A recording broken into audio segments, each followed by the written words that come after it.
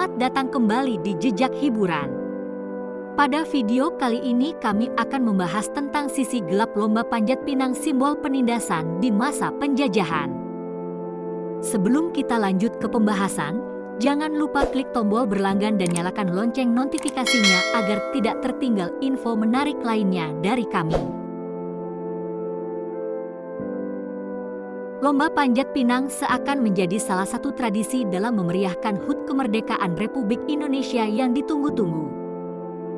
Panjat pinang adalah jenis permainan yang dilombakan, di mana peserta akan memanjat pohon pinang yang sudah dikuliti dan diberi cairan pelicin. Sejumlah orang memanjat untuk mendapatkan barang-barang yang digantungkan di atas batang pohon pinang. Kerja sama tim dengan saling menumpu di pundak temannya menjadi kunci untuk berhasil sampai di ujung dan berhak atas seluruh hadiah. Boleh dibilang, lomba panjat pinang adalah warisan permainan yang telah ada sejak dahulu. Lebih tepatnya sejak masa penjajahan Belanda. Di masa itu, panjat pinang menjadi sarana hiburan orang-orang Belanda. Dahulu orang Belanda mengadakan lomba panjat pinang ketika merayakan acara-acara penting seperti pernikahan, ulang tahun, dan lainnya. Bahkan panjat pinang pernah digelar untuk merayakan ulang tahun Ratu Belanda Wilhelmina yang jatuh pada tanggal 31 Agustus. Mereka akan meletakkan berbagai hadiah menarik di atas pohon pinang seperti bahan-bahan pokok, beras, roti, gula, tepung, dan pakaian. Kala itu, bahan-bahan kebutuhan tersebut adalah barang mewah karena masyarakat Indonesia hidup dalam kemiskinan akibat penjajahan. Pesertanya sudah tentu adalah masyarakat Indonesia. Orang-orang Belanda duduk sebagai penonton dengan tawaan karena permainan panjat pinang menjadi hiburan sekaligus lelucon bagi orang Belanda. Panjat pinang dianggap menjadi tonton yang menarik sekaligus menghibur. Mereka tertawa saat melihat orang-orang pribumi berusaha untuk mendapatkan hadiah yang disediakan berupa barang-barang pokok yang saat itu bernilai tinggi.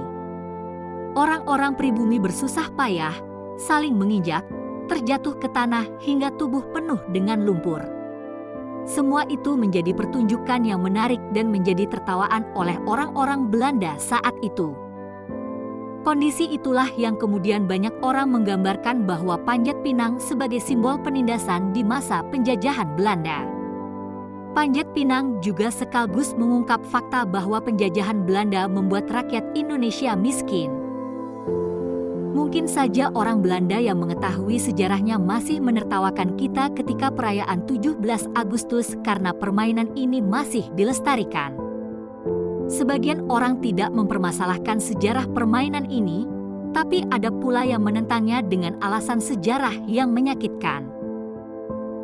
Tapi ada pula yang mengatakan bahwa permainan panjat pinang tidak hanya ada di Indonesia. Di Cina tepatnya pada zaman dinasti Ming pada tahun 1368 hingga 1644 permainan ini dikenal dengan sebutan Qianggu.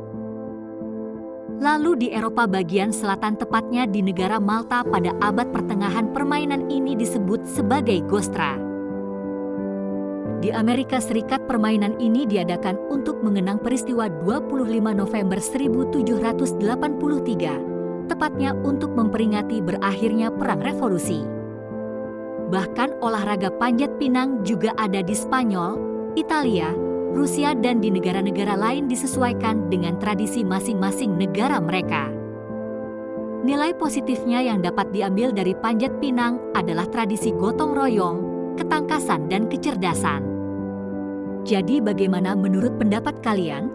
Apakah kita tidak perlu lagi melihat sejarah kelam panjat pinang atau kita harus lebih memahami sejarahnya sehingga kita perlu lagi melestarikan permainan ini?